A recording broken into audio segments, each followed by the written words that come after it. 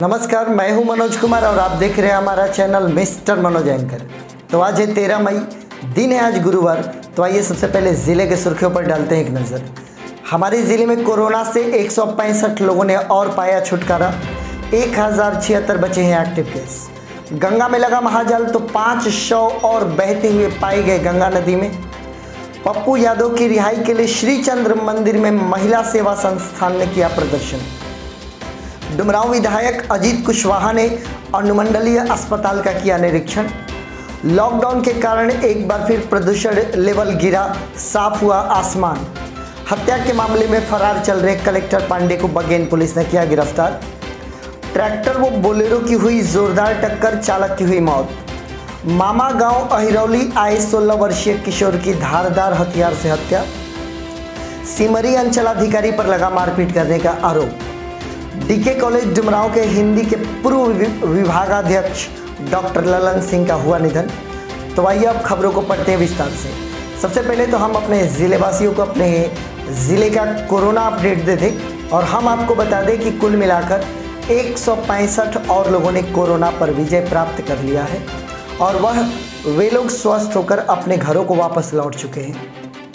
लेकिन इस बीच एक दुखद खबर ये है कि 165 लोगों का जब कोरोना ठीक हुआ तो 183 लोगों में ये कोरोना के संक्रमण के होने की पुष्टि की गई है। साथ ही साथ चिंता का विषय ये है कि हमारे ज़िले में 3 लोगों की कोरोना के कारण और मृत्यु हो गई है, जिससे कि हमारे ज़िले में मृतकों की कुल संख्या बढ़कर 93 पहुंच गई है। अब हमारे ज़िले में 1076 एक्टिव केस है। टोटल हमारे ज़िले में जब से संक्रमण की पुष्टि होनी शुरू हुई है, दूसरी लहर में 4091 लोगों के अंदर संक्रमण पाया गया है। इनमें 2992 लोगों ने संक्रमण पर विजय प्राप्त कर ली है। तो अब जो 1076 बचे हुए हैं, हालांकि बीच बीच में संक्रमण मिल भी रहे हैं। पिछले कुछ दिनों से लगातार गिरावट आ रही थी, लेकिन सडनली पिछले 24 घंटे में जो मापा गया तो उसमें 143 नए संक्रमण की पुष्टि हो गई है, जिससे कि हम एक बार फिर से सावधानी की मुद्रा में आ जाए। हमें ये सोचना होगा कि ज़िले को कोरोना से मुक्ति दिलानी है। हाँ, इस सोच के साथ अपने अंदर किसी प्रकार का डर का समावेश नहीं होने देना है। अपने मनोवैज्ञानिक परिस्थिति को हमेशा अच्छा बनाए रखना है। अपने आप पर किसी भी प्रकार का साइकोलॉजिकल प्रेशर नहीं डालना है। अब हमारा ज़िला 1076 एक्टिव केस पर आकर रुका हुआ है। ईश्वर करे कि जल्द से जल्द ये संक्रमित लोग भी ठीक हो जाए और अपने अपने घरों को वापस लौट जाए। खबरों को आगे बढ़ाते हैं। गंगा में लगा महाजाल तो एक बार फिर से शव के फंसने शुरू हो गए और 5 और शव गंगा में जो महाजाल लगाया गया है उसमें आकर फंसे। पिछले कुछ दिनों पहले हम लोगों ने खबर सुना था कि 71 शवों को दफन किया गया था हमारे बक्सर ज़िला प्रशासन के द्वारा, जो कि बहकर आए हुए थे। इसी के कारण महाजाल लगाया गया, जिससे कि अब यह प्रमाणित हो रहा है कि उत्तर प्रदेश की सीमा से लाशें बहकर हमारे बक्सर ज़िले में प्रवेश कर रही है, जिससे कि काफ़ी ज़्यादा प्रदूषण लेवल बढ़ने का डर है और साथ ही साथ संक्रमण बढ़ने का भी डर है। तो महाजाल लगाने के पश्चात एक बार फिर से शव जो आने शुरू हुए हैं, प्रशासन उनको डिस्पोज करने की व्यवस्था कर रहा है। साथ ही साथ प्रशासन ने एक अपील जारी किया है कि लोग गंगा नदी में शव को प्रवाहित न करें। इससे क्या हो रहा है कि गंगा प्रदूषित हो रही है और हमारे यहाँ संक्रमण का जो दायरा है उसके भी बढ़ने का खतरा आ रहा है। इसके लिए रात्रि प्रहरी को भी तैनात किया गया है अलग अलग घाटों पर और बार बार वहाँ पे नज़र रखी जा रही है। ज़िला प्रशासन ने ये भी कहा है कि अगर किसी की मृत्यु कोरोना के कारण होती है तो सरकार अपने खर्चे पर उनका दाह संस्कार करेगी। इसके साथ साथ कबीर अंत्येष्टि योजना के तहत गरीब परिवारों को 3000 रुपये की मुआवजा राशि भी दिया जाएगा। तो हम भी इस वीडियो के माध्यम से अपने ज़िले वासियों से अनुरोध करना चाहेंगे कि हम गंगा को प्रदूषित न करें और साथ ही साथ अपने पूर्वजों को अपमानित न करें। इस प्रकार से गंगा में शव को प्रवाहित करना हम बंद करें। आगे बढ़ेंगे पप्पू यादव की रिहाई के लिए। वैसे पिछले कुछ दिनों से पप्पू यादव का जो मामला है काफ़ी हीटेड डिबेट बन चुका है पूरे हमारे नेशनल स्तर पर। हमारे भारत में पप्पू यादव की गिरफ्तारी हो चुकी है। बक्सर ज़िले में भी इसके क्रिया और प्रतिक्रिया देखने को प्राप्त हो रही है। कुछ लोग पक्ष में भी बोल रहे, कुछ लोग विपक्ष में भी बोलने वाले हैं। इसी के तहत पप्पू यादव की रिहाई के लिए श्री चंद्र मंदिर में महिला सेवा संस्थान ने उनके समर्थन में एक सभा किया और पप्पू यादव की रिहाई के लिए वहां पर जाकर प्रदर्शन किया। साथ ही साथ महिला सेवा संस्थान की जुटी हुई महिलाओं ने कोरोना के कारण मरे हुए लोगों के लिए 2 मिनट का मौन रखा और उन्होंने कहा कि जानबूझकर पप्पू यादव को फंसाने के लिए गिरफ्तार किया गया है और तुरंत ही हमारे बिहार सरकार को उनको रिलीज़ कर देना चाहिए। आगे बढ़ेंगे। अलग अलग जनप्रतिनिधियों की अपनी अपनी जिम्मेदारियां हैं और इसी के तहत डुमरांव विधायक श्री अजीत कुशवाहा लगातार कई अस्पतालों का दौरा करते रह रहे हैं, क्योंकि उनको ये मालूम है कि इस वक्त उनके द्वारा वो जिस क्षेत्र के प्रतिनिधि है वहाँ की जनता को उत्तम स्वास्थ्य सुविधा चाहिए। इसी के तहत इन्होंने अनुमंडलीय अस्पताल डुमरांव में जाकर निरीक्षण किया, चिकित्सा कर्मियों से बातें करी और उन्हें आवश्यक निर्देश दिए। न केवल डुमरांव में बल्कि ये नामानगर पीएचसी भी पहुँचे, केसठ पीएचसी भी पहुँचे और वहाँ पर सुविधाओं का जायजा लिया और ये सुनिश्चित करने की कोशिश की कि कोई भी व्यक्ति जब अस्पताल की तरफ आता है तो उसे पूर्ण रूप से सहयोग और सहायता मिल सके चिकित्सा कर्मियों के द्वारा। और अन्य जनप्रतिनिधियों से भी हम चाहेंगे कि आप हमारे बक्सर ज़िले को चारों तरफ देखते रहें और घूमते रहें, क्योंकि आपकी बड़ी आवश्यकता है अभी और ज़िले के लोग आपको बड़ी बेसब्री से ढूंढ रहे हैं। आगे बढ़ेंगे। लॉकडाउन जब जब लगा तब तब प्रदूषण लेवल गिरा और हमारा प्रकृति खूबसूरत दिखने लगा।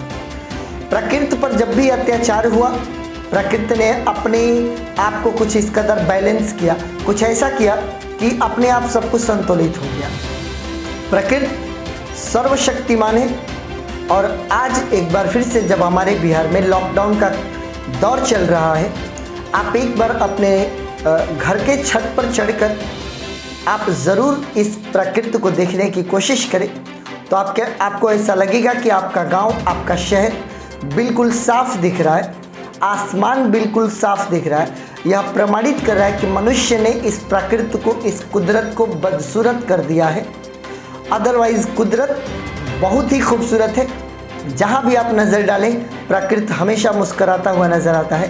प्रकृति की मुस्कुराहट को हमने छीनने की कोशिश करी है और वही प्रकृति जब एक बार क्रिया के बदले में प्रतिक्रिया कर देता है तो नौबत यहाँ तक पहुँच जाती है।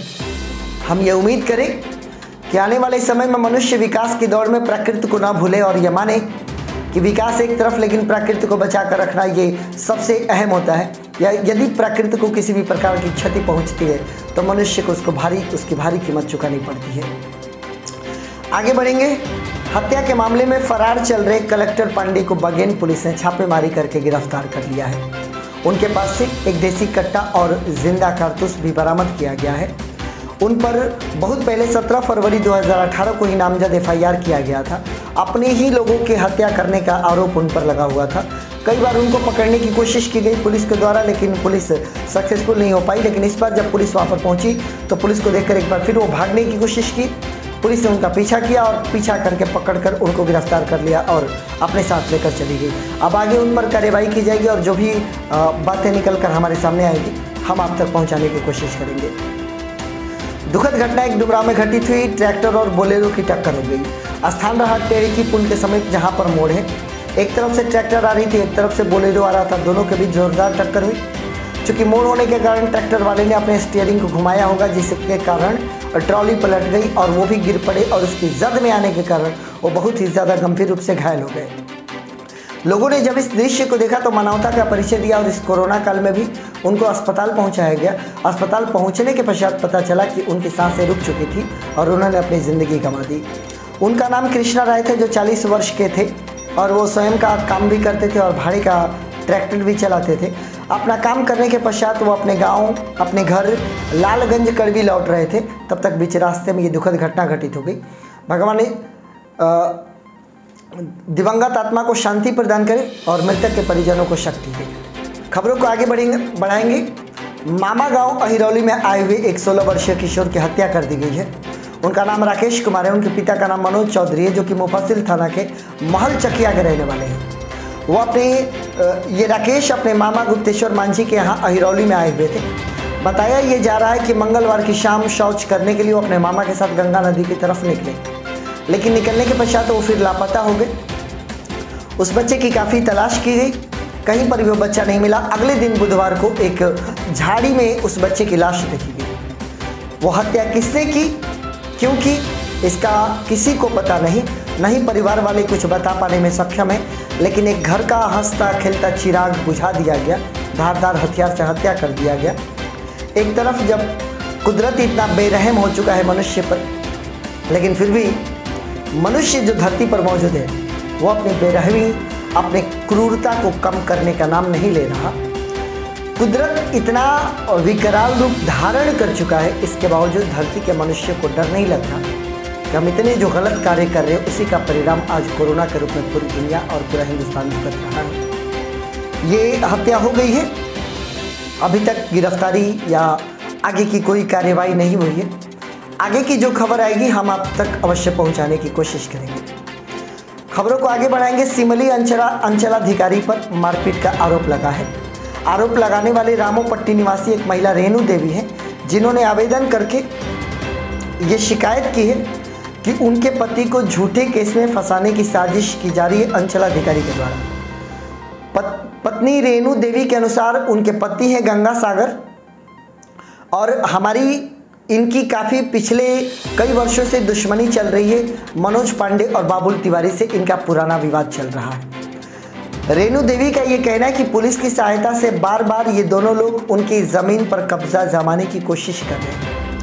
महिला के आवेदन के अनुसार उनके ससुर की तबीयत खराब थी, जिनको ले जाने के लिए उनके घर से ड्राइवर ने गाड़ी निकाला ताकि उनको अस्पताल पहुँचाया जा सके। गाड़ी निकालने के पश्चात ड्राइवर ने घर का ताला बंद करना भूल गए। तब तक अंचलाधिकारी महोदय वहां पर पहुंचे। पत्नी के अनुसार, ऐसा उनका कहना है रेणु देवी के अनुसार, कि अंचलाधिकारी ने दरवाजे को खुला देखा और उनका ये कहना है कि हम लोग वहां पर दुकान चला रहे हैं। जबकि रेणु देवी का ये कहना है कि उनका दुकान और मकान दोनों एक ही घर में है और वो दरवाज़ा गाड़ी निकालने के लिए खोला गया था, जिसकी वजह से जानबूझकर अंचलाधिकारी के द्वारा उनको परेशान करने की कोशिश किया जा रहा है। दिए गए आवेदन में उन्होंने ये भी लिखा कि ताला बंद करके और चाबी लेकर जाने लगे। फिर कुछ समय के बाद उन्होंने चाबी को लौटा दिया। महिला का आवेदन ले लिया गया है। अब आगे महिला के आवेदन के हिसाब से और जब अंचलाधिकारी साहब का पक्ष आएगा, दोनों के पक्ष के हिसाब से मामले में जो भी आगे की कार्यवाही की जाएगी हम आप तक पहुँचाने की कोशिश करेंगे। दुखद खबर है, डीके कॉलेज जुमराव के हिंदी के पूर्व विभागाध्यक्ष डॉक्टर ललन सिंह का निधन हो गया है। इनके कई शिष्य रहे हैं यहाँ पर और शिष्यों में शोक की लहर है कि एक पथ प्रदर्शक ज्ञान देने वाले व्यक्ति का हमारे समाज से चले जाना यह एक अपूरणीय क्षति होता है। शिक्षा जगत के लिए डॉक्टर ललन सिंह का जाना एक बहुत बड़ी क्षति है।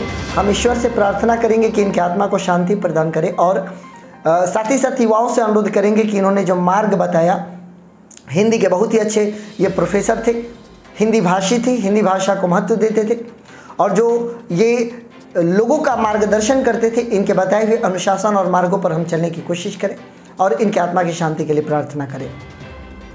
ये हमारे बक्सर ज़िले का अपडेट रहा जो मैंने आप तक पहुंचाया। कोरोना काल चल रहा है, आपका सुरक्षित और सावधान रहना अति आवश्यक है। अतः आप अपने घर पर ही रहें, सुरक्षित रहें, मास्क पहने, सामाजिक दूरी का पालन करें, भीड़ भाड़ में न जाए। आप सकुशल रहें, सुरक्षित रहें एंड मोस्ट इम्पॉर्टेंटली कोरोना से बचे रहें, ऐसी हमारी कामना है और आप हमारे साथ बने हुए हैं। इसके लिए आप सभी का बहुत बहुत धन्यवाद।